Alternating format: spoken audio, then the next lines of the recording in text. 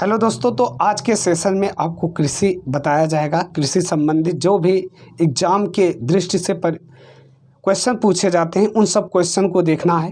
Question में क्या क्या देखना है, पहले तो ये आप देख लीजिए। यहाँ से क्वेश्चन बनते हैं, ये रबी के फसल, खरीफ और जायद के फसल, यहाँ से क्वेश्चन बनते हैं। और वन लाइनर में ये सबसे ज़्यादा कहाँ पर गेहूं की अच्छी कृषि के लिए कौन सी भौगोलिक दशा होता है, भारत में चावल की खेती, ये सब बातें।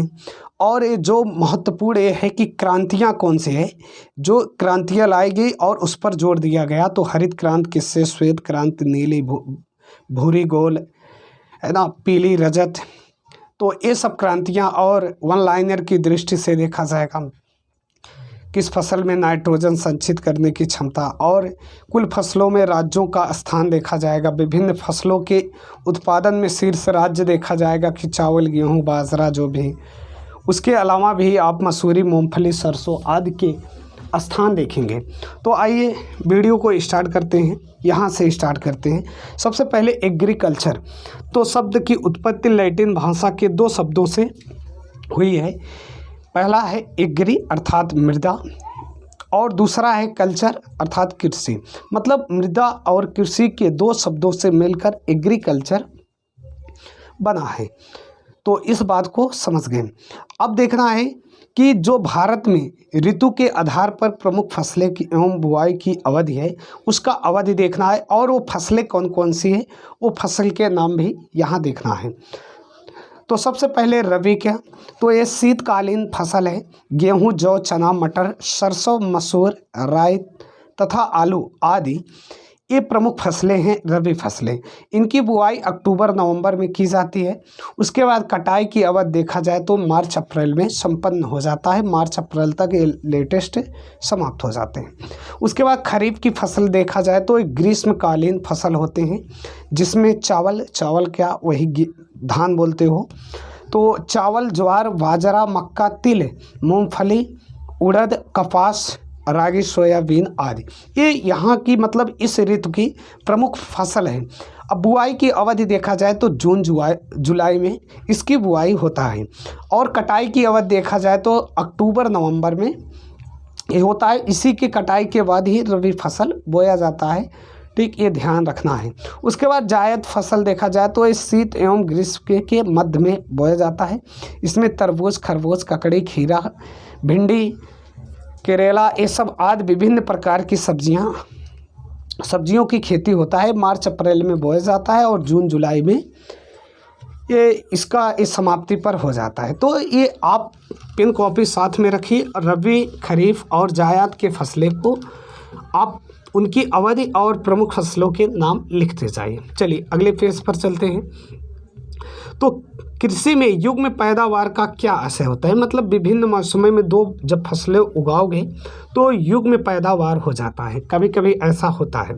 अब मिश्रित खेती की प्रमुख विशेषता क्या है कि पशुपालन और कृषि उत्पादन को एक साथ करना मिश्रित खेती का मतलब ऐसे नहीं कि गेहूं के साथ वो धान भी लगा दो, ऐसे नहीं। मिश्रित खेती का जो प्रमुख विशेषता होती है वो पशुपालन और कृषि उत्पादन को एक साथ करना होता है। भारत में संकरी चालू जोतों का सबसे बड़ा औसत आकार किस राज्य में है, तो राजस्थान, ये ध्यान रखना।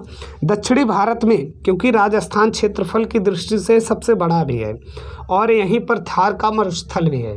भारत का सबसे बड़ा मरुस्थल, थार का मरुस्थल यहीं पर है और उसी के पास से लूनी नदी गुजरती भी है। दक्षिणी भारत में उच्च कृषि उत्पादकता का क्षेत्र तमिलनाडु तट पर पाया जाता है। ये नोटेड पॉइंट है, इसे नोट कर लीजिए। भारत में रासायनिक उर्वरकों के दो सबसे बड़े उपभोक्ता राज्य कौन हैं, तो उत्तर प्रदेश और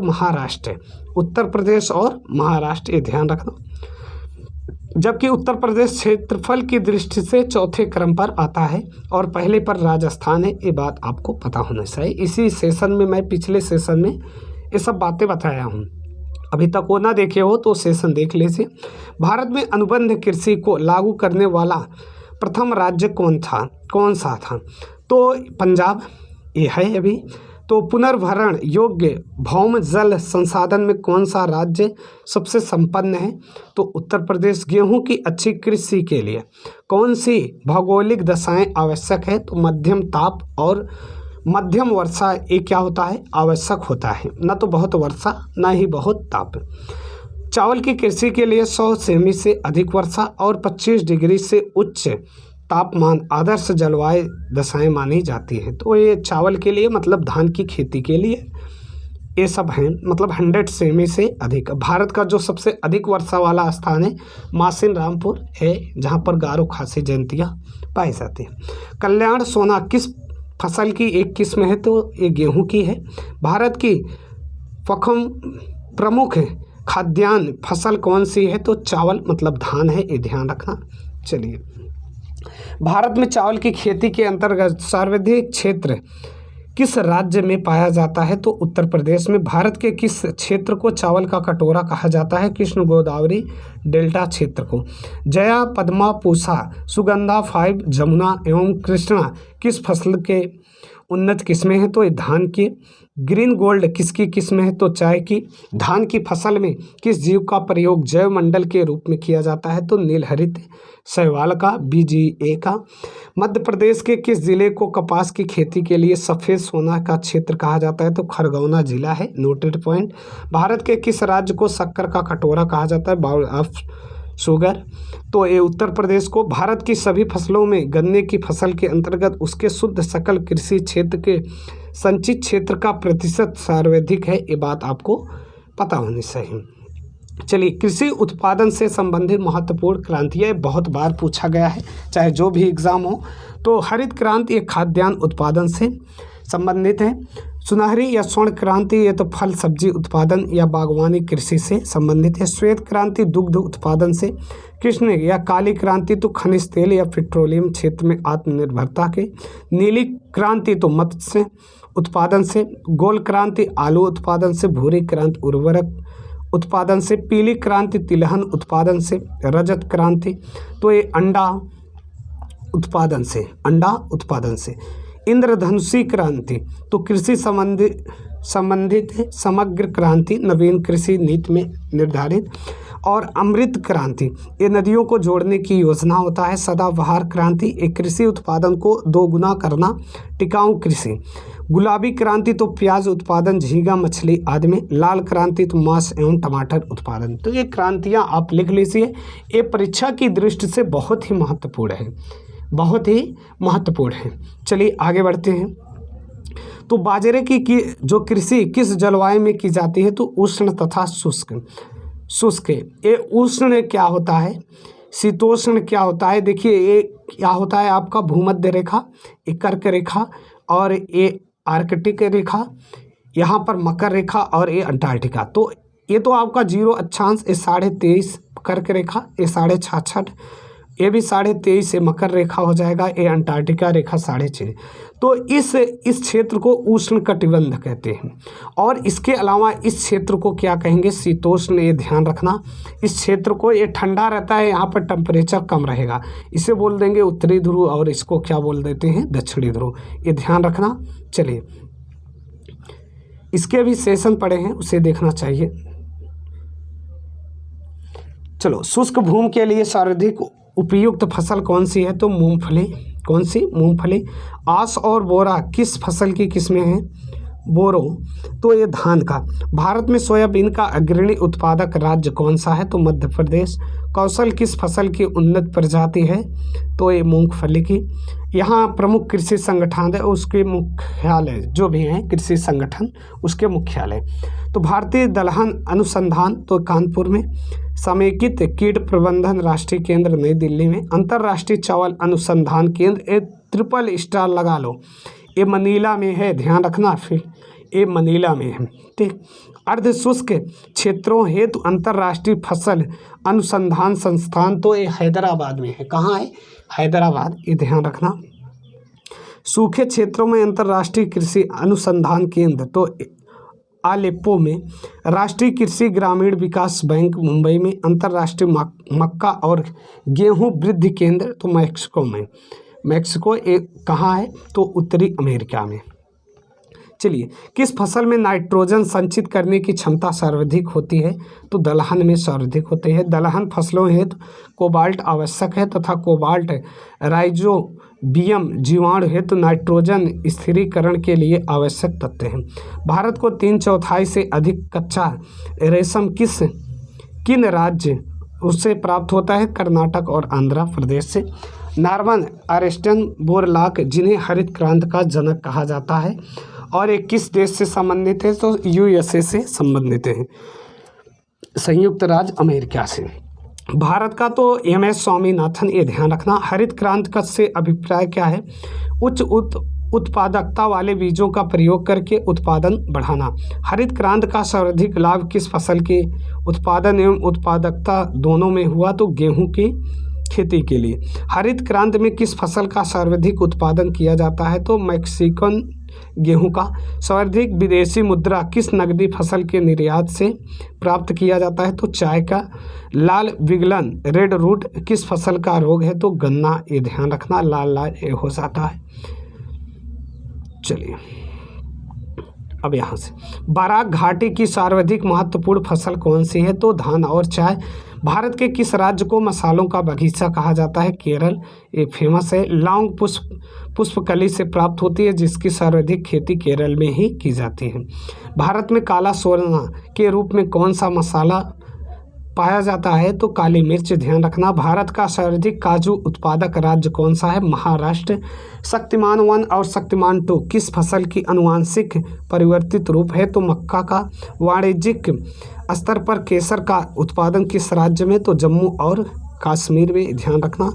चाय की खेती के लिए पहाड़ी ढाल क्षेत्र वार्षिक वर्षा 2000 सेंटीमीटर से अधिक तथा 25 से 30 डिग्री सेल्सियस तापमान उपयुक्त माना जाता है।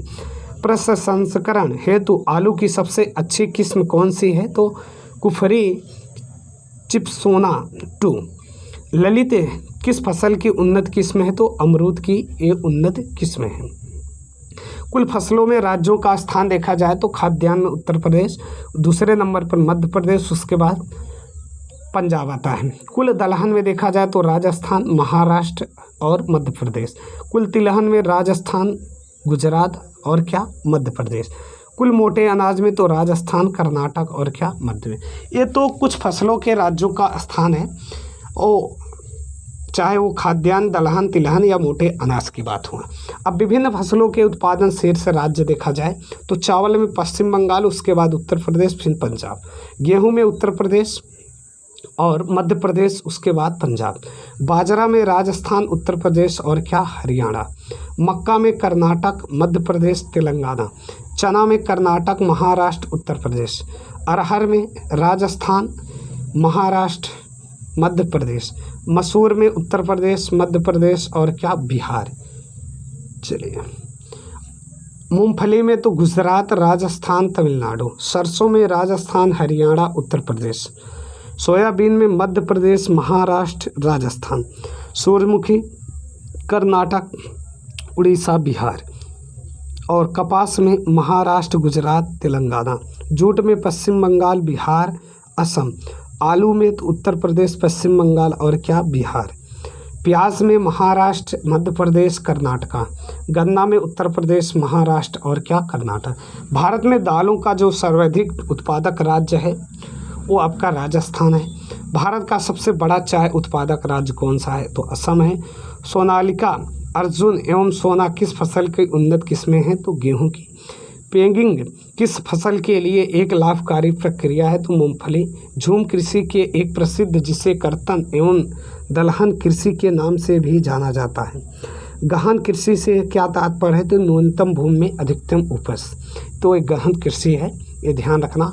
तो एक कृषि संबंधित जितने भी प्रश्न थे ये आप एक एक पॉइंट को लिख लीजिए, और ये परीक्षा की दृष्टि से बहुत ही महत्वपूर्ण है। ये सब बातें जितनी भी क्रांतियाँ हुई हैं ये सब बहुत ही इम्पोर्टेंट है। भारत में जो हरित क्रांति के जनक थे वो कौन थे? तो एमएस स्वामीनाथन थे, और जो भी पहले सबसे पहले लाए वो यूएसए के नॉरलॉग, अभी मैं बताया, उसे दिखाया भी, कहाँ गया वही, ये है बोरलॉग, अर्नेस्ट बोरलॉग, थोड़ा सा नाम अटपटा है, यहाँ लिखा गया है, देख लेना। नॉर्मन अर्नेस्ट बोरलॉग, जिन्हें हरित क्रांति का जनक कहा जाता है। अब भारत में पूछा जाए तो MS स्वामीनाथन। ध्यान रखना, यदि आपको ये चैनल अच्छा लगा हो या सेशन अच्छा लगा हो तो चैनल को सब्सक्राइब करें और शेयर करना ना भूलें। प्ले लिस्ट में और भी वीडियो पड़े हैं, ये इसका लगभग 10 से 12वां सेशन है और इसके पहले भी बहुत सेशन कर चुके हैं। यदि अभी आप ना देखे हो तो देख लीजिए। और प्ले स्टोर में अपना खुद का एप्लीकेशन है, प्ले स्टोर में जाकर CP सर सर्च कीजिए और एप्लीकेशन को इंस्टॉल कीजिए, वहाँ से भी आपको मटेरियल मिल जाएगा। तो मस्त रहिए, खूब पढ़िए। नेक्स्ट सेशन में मिलते हैं। धन्यवाद।